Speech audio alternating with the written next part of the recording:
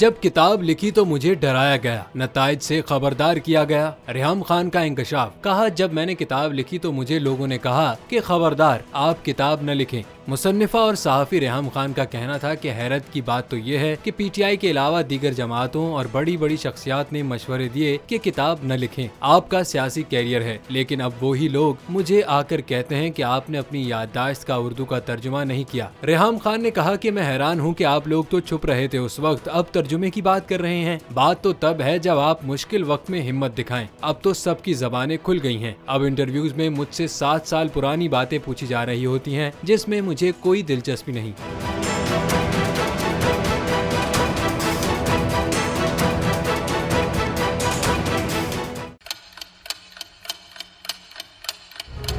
आप लोग इस मुल्क पाकिस्तान में आजाद हैं। सहाफती उसूलों पर कारबंद। बोल न्यूज ने रखी रिवायत बरकरार। बोल न्यूज की जानिब से देखने वालों को यौम आजादी की बेहद मुबारकबाद। मुल्क भर से जश्न आजादी की तकरीबात बोल ने दिखाई अपनी स्क्रीन पर। पाकिस्तान के 76वें यौम आजादी का जश्न बोल ने सुनाई पाकिस्तान जिंदाबाद के नारों की गूंज।